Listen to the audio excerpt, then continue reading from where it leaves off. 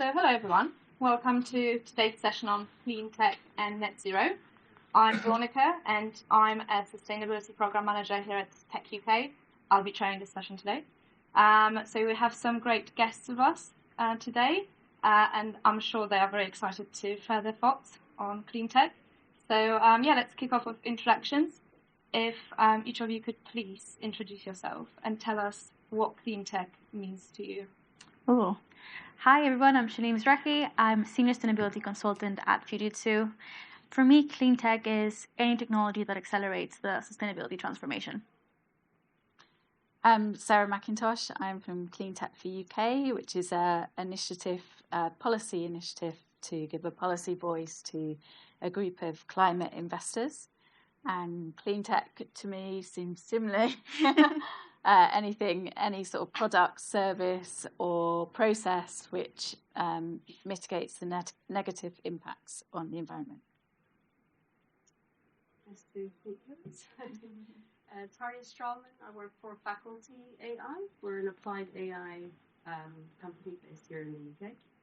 My background is in energy. I spent 13 years in Shell, so I come at it, the challenge of net zero from an energy transition perspective.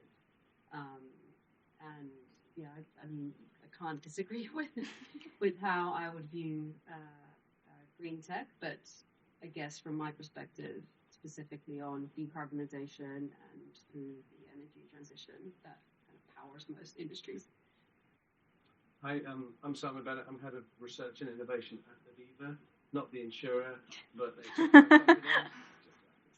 the trademark, I have to say that. And so we provide software for the world's industries, so manufacturing, oil and gas, mining, metals, shipbuilding, all of the heavy industry types. Clean tech for me, exactly the same definition. However, I think maybe the tech bit is overplayed. I think the process and human part is often underplayed because we're aspirational towards technology. So I'm interested to touch on that. Yeah, no, makes sense. Thank you, guys. So we're gonna try to take a step back and start on a positive note. So I'm gonna pick on you for a little bit, if that's okay. Okay. Would you be able to tell us about the most exciting clean technology that you've seen? I think it's such a hard question because there are so many amazing things out there. But I'm particularly fascinated at the moment because I've been working on a power report. So I've been quite fascinated by some of the innovation going into managing the national grid. Mm-hmm. So people like reactive technologies who are actively measuring inertia in the grid, whereas it always used to be modeled. So I think that's quite exciting.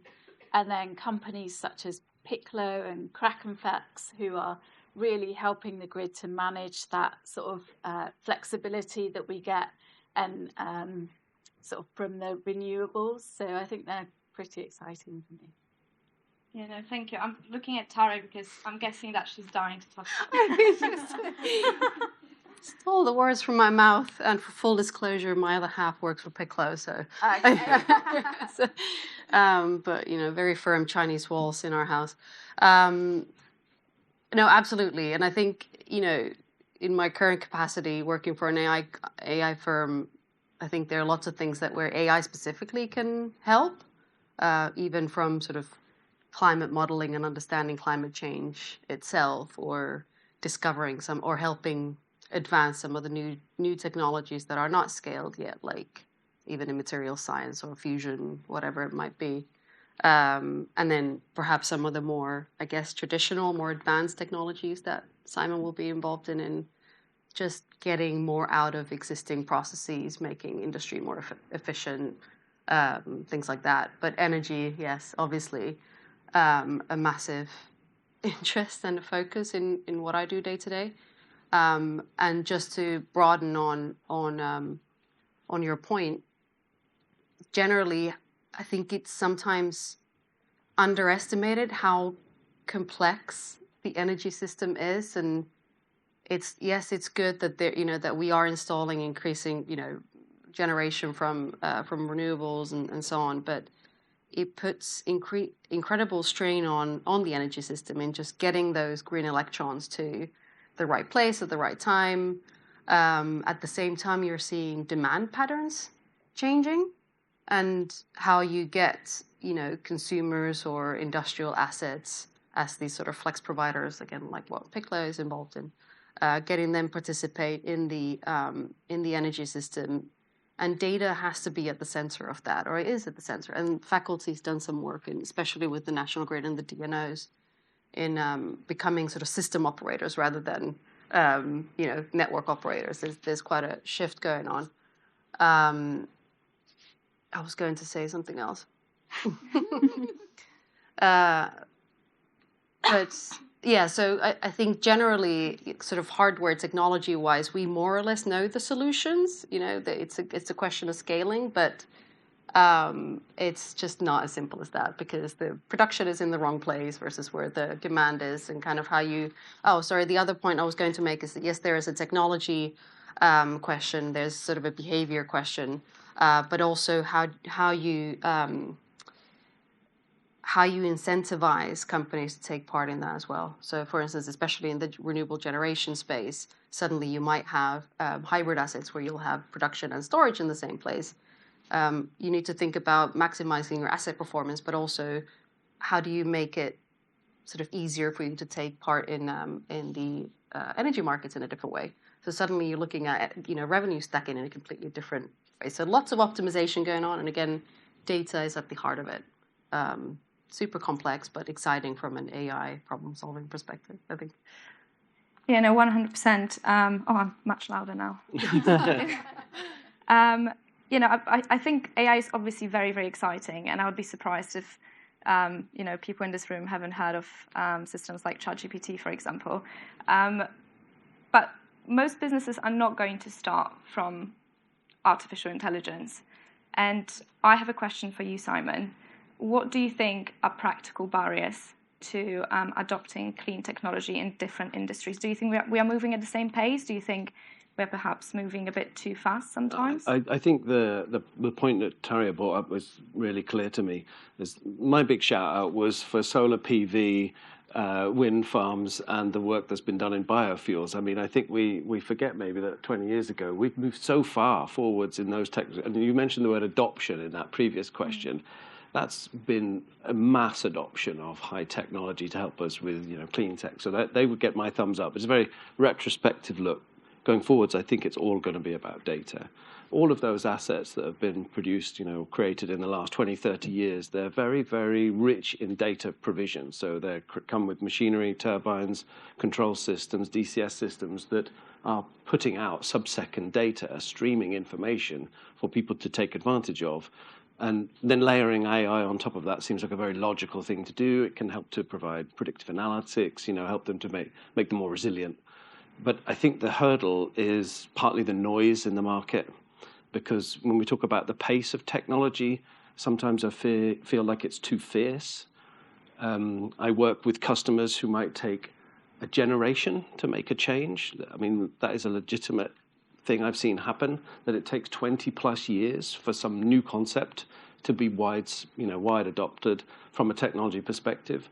And while they're going at the speed they're going at, which is as fast as they can or will invest in, the rest of the world is sprinting ahead, talking about generative AI and ChatGPT, and next year we'll probably be talking about some other variant. And my fear is always that there's a chasm between our desire for the future and the desire for the new, and somewhat leaving behind the existing assets. I did a little bit of Googling in prep for the question. I found an online resource from the government which gives us a spreadsheet of all of the active power generating plants in the UK. Anyone want to hazard a guess which one is the oldest one that's currently commissioned and producing power energy? It was commissioned in 1927. Okay, so there was clearly no PC then. There was no data streaming. There was none of that information. They had paper. And that asset is still working. It's working because people are reading the dials and bringing back that data to make it transform. And I think that element, which is that there's a huge amount of existing assets in the UK alone, just producing energy, not just the manufacturing or mining or any other subsector, but just producing energy. We need to provide ways of helping them to onboard, and data will definitely be the key. This this way of digitalizing their businesses, these tools we can help to give them a way of accelerating to even be on the same platform as I was talking about ChatGPT. I think that's the cultural gap or the technology gap to fill. So do you think, and this question is up for grabs, do you think we could help different industries accelerate at a pace that is, sort of appropriate with upskilling, or is there an educational element, collaboration perhaps? Like, how do you guys, what do you guys think is the best solution here? I think from my perspective, to build up on what you were saying, is there's the environment departments and the CIO office or IT departments, they're just not communicating at all. I think that's really stopping that digitalization journey and sustainability journey from accelerating at the pace that it needs to be. So I think that's, in terms of practical barriers, we have so many barriers internally in our companies as well. So yes, definitely that people and operational readiness that you're talking about is so important. And I think we talked about this internally. It's how can we bring people along in that journey? Everyone in the company, from the IT department to the marketing department to HR, is how can we make sure that people understand that sustainability is here to stay, that digitalization is here to stay, and that they all have a key role to play in making that happen. I think it's more than just an industry problem. I think it's, us as a society, we're not the best actually at embracing change. And we can see with the smart meter rollout, for example, the number of households that still don't want a smart meter, which is, really a problem if we need to move to this sort of flexible generation. So I think it's not just industry, it's us as a society. I think we need to embrace and let go of some of our data a bit so that it can be used in a more positive way. Yeah, it's a cultural change, isn't it? Yeah. Do you guys have any examples of organizations that are doing it very well? Gosh, that's a difficult one. I have an example of a company that we provide solutions to, which is called Henkel, a massive CPG company in Germany.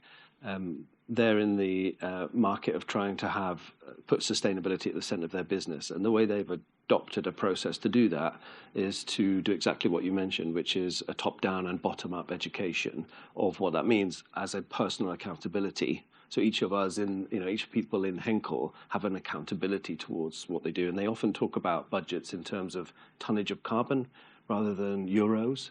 So they're really trying to push hard this ideology that money is carbon and that the reduction of carbon is healthy for our business. And that's not contra to being a profitable business. So they created digital twins around a number of their different manufacturing assets. And they saved about 37 million euros in about 4 years over that period just by being more centric about their information. So, building on their digital twin idea, but also kind of just instantiating this culture that everybody understands what each other's talking about when it means sustainability. I think that latter piece is much harder than the tech piece, realistically. Actually, to plug in Fujitsu, in terms of good examples, so that's the work that I'm trying to do, is how can we embed sustainability in people's roles. And actually we found out the same thing, that maybe technology is not really the solution necessarily. It's about how can we make sure that our roles are directly linked to sustainability, and usually small changes have really big impacts. I read today that thank you emails are 23,000 tons of carbon for the UK. Let's send less thank you emails is what I got from that. So really small changes actually have. Are you promoting being less polite? Less British overall. Less British. But really small changes can have a massive impact, and I think it's when you do that work with your own employees, you find out that there are so many behavioral change elements that can sometimes help more than just, as we mentioned, just technology for technology's sake. Well, I think if I can be a little bit, I agree again, everything what's been said, but being a bit controversial, I guess. I think there's also an opportunity, especially in the industrial environments where you'll have, let's say, the operators or the folks in the control room who really understand the kit, who've been there, done that for decades and kind of are able to actually get pretty much the most out of the asset just with gut feel because they've been doing it for so long. And typically the folks who might, resist change. But there is a shift happening whereby the next generation of operators who are coming on, to take over those jobs, first of all, they're probably not joining thinking they're going to do that for 20 or 30 years, just because of nature of everything these days. But secondly, the experience that they expect from technology based on what they do in their personal lives is completely different. So there's sort of a different, savviness or readiness to adopt technology in a different way than it's happened in the past. So I think there is an opportunity with, again, probably more forward-looking. I don't know if like this 100-year asset, there are some pretty serious constraints on applying technology on those assets. But there is, I think, opportunities as well as, things holding us back. And that's quite a nice one to perhaps embrace and like empower them to expect more in terms of the kind of technology or, control rooms that they work in. Yeah, I can definitely add to that. What was it? 3.4 billion people in the world have registered with a gaming platform, whether that's PlayStation, Xbox, Steam, whatever. That's nearly a third of the planet. And those people are used to collaborating with friends to achieve goals in gaming environments, almost always in a 3D environment. And that nature of collaboration that they have in their personal life is something that they will not see yet. So the previous speakers about Metaverse is very interesting because it seems like that's the next phase for how they might collaborate with colleagues. I certainly envisage my calendar having a whole bunch of Teams meetings in it in the future, but also having some Metaverse meetings in it where I join the link and I'm in a 3D world as an avatar, possibly on the manufacturing floor of my car manufacturing company, and I'm with my colleagues debating whether the line can be made more efficient. Those kinds of things are completely achievable. I don't think there's any new technology we need right now. That's just a case of just putting these jigsaw pieces together. But I do think the sustainability piece here is ringing round, which is that those individuals, the other one was a guessing game, was what was the average age of a gamer? And I think we were all quite surprised that it was 37 years old. Oh, gosh. I think almost all of us instinctively think a gamer is somebody who's trivialized, trivial thing that happens when you're in your 20s and it finishes and you get on to being a career person. But that's not true. I'm 52 and I still play games, so, have that. The reality is that people have an interpretation of data and information, and the way they'll work in the future will be completely different. So I do expect that blending of AI and data platforms. And you're right, there's people in industry who have got deep knowledge about the way that their businesses work, and it's all in their heads. These are the same people that are retiring, and that skill gap is increasing. So we need to try and find ways of accelerating it. So it seems like the barriers so far that we've discussed are, to some extent, skills, to some extent, cultural change. What about organizations investing in clean tech in general? Do you think that that's perhaps been slowed down in the past couple of years because of budget pressures and economic challenges? Like, how do you guys see that? Do you think, because obviously the UK is investing a lot of money in clean tech, but you are still not a global leader. What do you think? Do you think that's also a problem, or? Maybe I'll start and kick us off on that one. I was thinking about that question and thinking, the definition that we gave for clean tech at the start was, people, processes, and products that are there to mitigate against climate change or reduce climate damage. And there's a kind of an extended version of that, which is about improving operational efficiency, or just being better, or doing more with less, which is kind of general thinking around it. And those concepts, I think, they always have to go through a process of normal business justification. So clean tech is just any tech when it comes to somebody putting their hands in their pocket to invest in something. So I don't think it goes under the radar as not having to go through the same diligent process of being invested in. And even if it's more expensive, because there's a certain green surcharge for the effort, as long as it can justify itself, I think it just cleans straight through the process. So I don't see it as a fundamentally different process. I'm only speaking from a B2B perspective. Our customers actually are investing much more heavily in net zero because they have to by law. And there's more funds coming from research agencies as well. So I actually don't see a slowdown in the take-up of green tech in the industrial sector. I mean, maybe I can pick up from the VC perspective. We did a report earlier this year looking at venture capital investment into clean tech specifically, and actually we've seen sort of between 2018 and 2022 like a huge increase in the amount of VC investment going in. In fact, in 2022 it was something like 2.9 billion here in the UK. So I think you're absolutely right that we are seeing things increase, but the one thing I would say with clean tech compared to some other techs is that the upfront investment in sort of commercializing some of the hardware is particularly expensive. So I don't think we can underestimate the need for continued investment. And in the current climate with inflation and everything else, I think it'd be interesting to see sort of in a year or so how that upward trend has been affected by what's going on right now. Yeah, I'm wondering if, because I looked at that report as well, and I was wondering how that figure is going to look like for 2023, especially in light of some flip-flopping from the government recently. So yeah, we are approaching some controversial subjects now. When it comes to sustainability regulation, obviously it's very complex here in the UK compared to, for example, the EU. What do you, Shani and Sarah, what do you guys think about that with regards to investment in the UK in clean tech? Do you think that's a barrier? Oh, good question. I mean, I think it is. The flip-flopping is definitely, investors can deal with market forces such as inflation, etc. What they can't deal with is the unpredictableness of policy and regulation. And I think, what investors want is long-term policy consistency.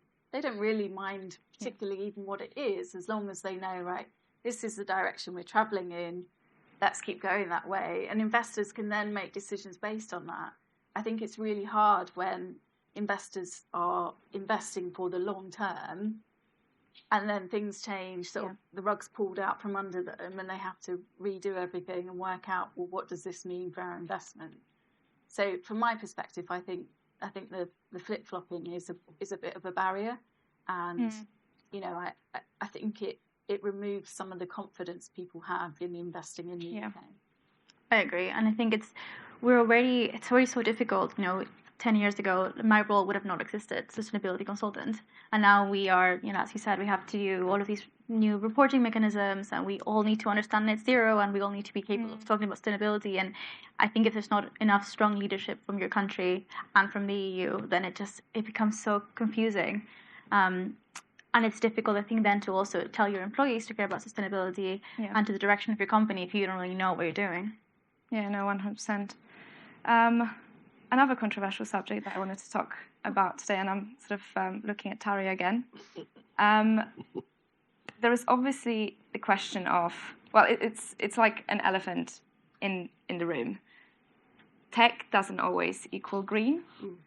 So how can we mitigate sustainability costs of implementing new technologies, such as AI?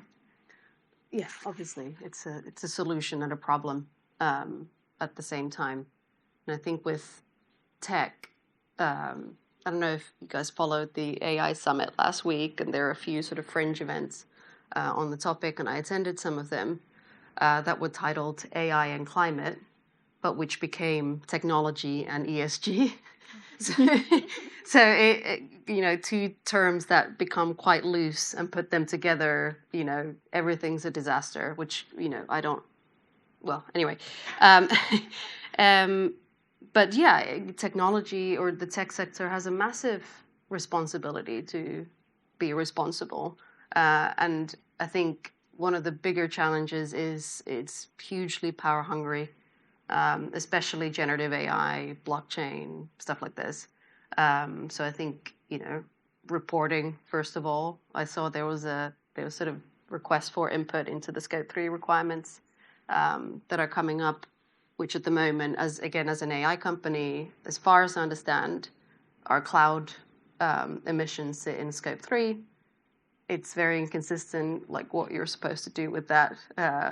So if you were to assess somebody like faculty, it just doesn't appear in your reporting, in your emissions reporting, which is ridiculous. Like, again, this is my personal view, but it's so reporting, kind of visibility, transparency, I think is the first step, just like with any industry.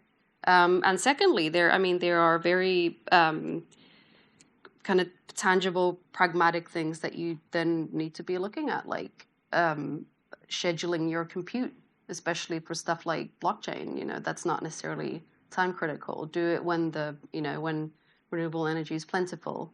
Some of the stuff that the hyperscalers are, your cloud providers are doing in making sure that your data centers are powered with green energy as much as possible, and ideally additional green energy. So not just tapping into the grid like in Ireland, where they're consuming something like 30% of the local grid. So rather, actually taking proactive steps to building more green energy that's not displacing other consumers of that energy. Efficiencies in how you do your compute.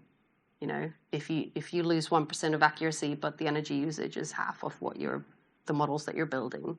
Again, there are pretty pragmatic, known things that you can be doing. But I'm a bit surprised that it's not front page news, especially with generative AI, where somebody, I don't have the source, but I heard in one of the talks where someone said for ChatGPT, one query uses half a glass of water, something like this. So it adds up. So you shouldn't, like, us as a consumer as well, like, do you really understand when you're on Instagram looking at videos, like all of that has a carbon footprint, the thank you emails. I don't think we really have awareness, and without awareness and measurement, it's hard to take action. So I don't really have a solution, but yeah, I think it's a really good thing to bring up. What is the Statistica said that in 2025 the world will need 181 zettabytes. I had to look up zettabytes. 10 to the 24 of storage. And a lot of that will be driven even more. That'll just become even more hyperbolic by the push with AI and cloud and digital twins. And so I think, like you said, we have to have a really good look at yourself. And we're a software company, so we signed up to the Science-Based Targets Initiative as a net zero organization. And Scope 1 and Scope 2 was easy for us because we have no manufacturing sites. We're a digital business. We don't have a fleet of cars or anything like that. So that was kind of easy for us to get a handle around measuring ourselves and then improving our performance. But the really hard question was, how much electricity do our customers use when consuming our software? And that's a 50-year business I'm in. So it's like, how do I even get my head around that? So we start to model what we think our customers' usage type is, push as much as we can to the cloud because they're green supported. Most of their energy is coming from green initiatives.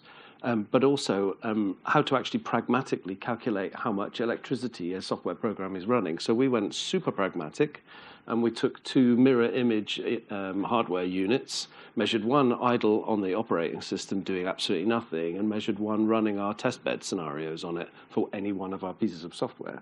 We've now instantiated that across the business to say to each of the product managers, you have to set targets for reduction in emission per release. And this is a real headache because the technicians are needing to add more feature, more function, more requirement, more rendition. Everything is more when it comes to technology, and we're telling our internal teams to do more with less. And it's the same basic principle as every other company. We're just a software business.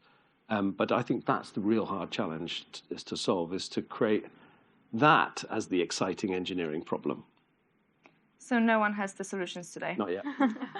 Great. So moving on from the topic of AI, obviously we've just had a presentation about the Metaverse. What do you think? Do you think there's any potential there for green technology, or do you think we are a bit too far away from the Metaverse happening to make these sort of assumptions? I went straight to that question and thought, it's like asking, is MS Teams clean tech?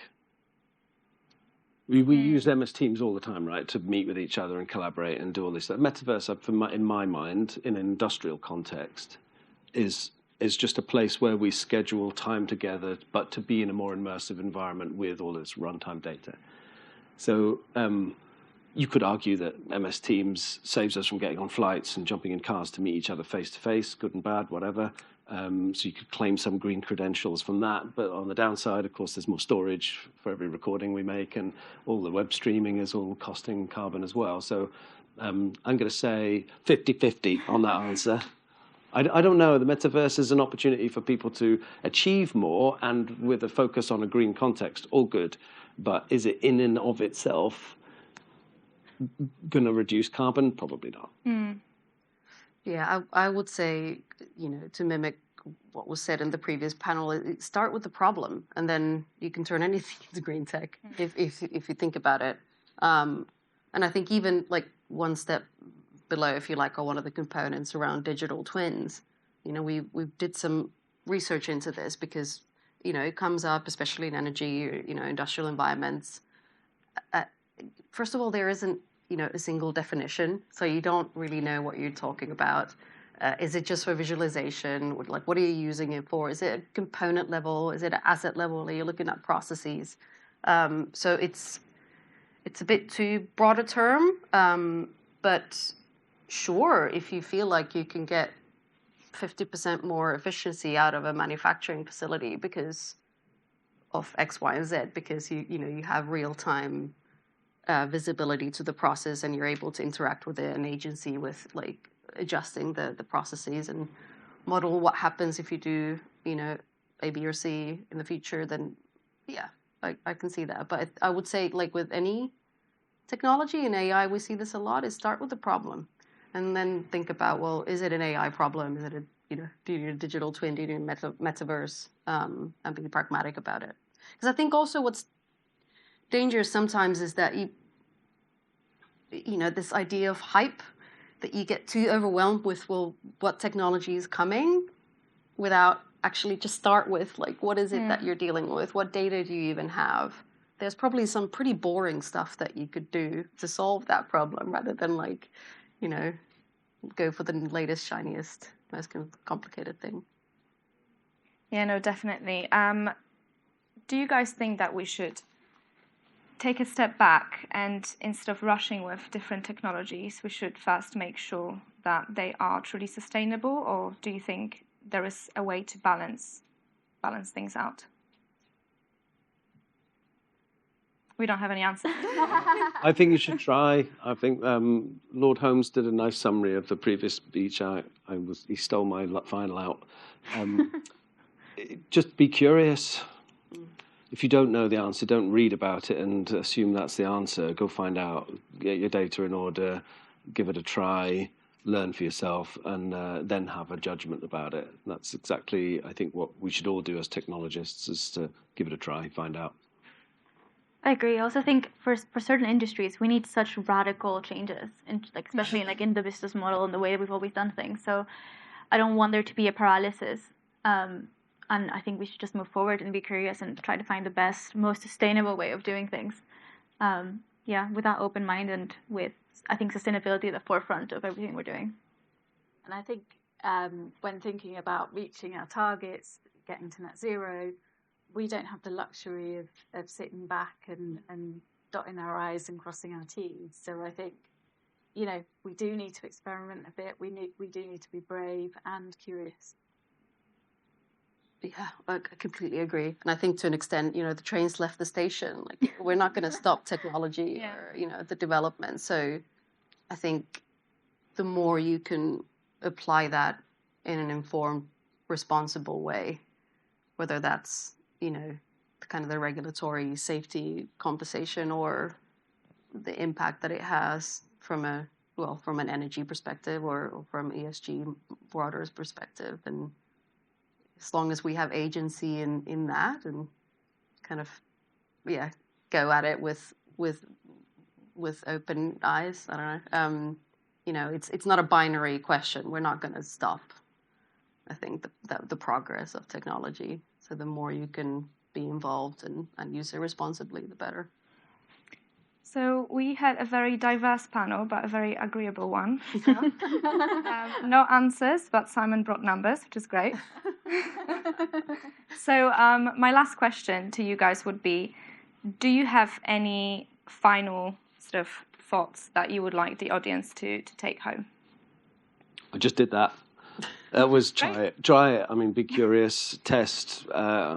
I thought about it, about digital twin and all that stuff, and none of it is actually achievable unless you have a foundation of good understanding of your data. So the digitalization process, just get on that train as soon as you can. Fall in love with data quality again, if you ever did the first time round. Daria? Similar, but again, start with the problem, and go from there and assess what the most appropriate solution is. Again, whether it's AI or another kind of technology or no technology at all. Maybe it's a skills problem. I don't know. So yeah, start with that rather than get distracted by the latest thing. And yeah. Essentially, again, whether it's AI or other tech, they're not the silver bullet. They're a tool to hopefully speed up a lot of the solutions that we already have towards net zero. I think for me, it's about embracing the change that's coming and helping it to arrive rather than resisting it. So stealing Simon's. No, improving. Improving Simon's thoughts. Shani, do you have? Yeah, I think for me it's what we said. I think let's never forget about the people element of things. How can we bring? I know we're preaching to the converted here because you're all part of the session, but how can we bring people along? How can we make sure they're part of the journey? Really find out what matters to them and just bring them along. Sustainability means different things to different people, but everyone cares about it, and we all have a role to play. So Great. very exciting times. Thank you so much, guys. Thank you. Thank you. Thank you. Thank you, everyone.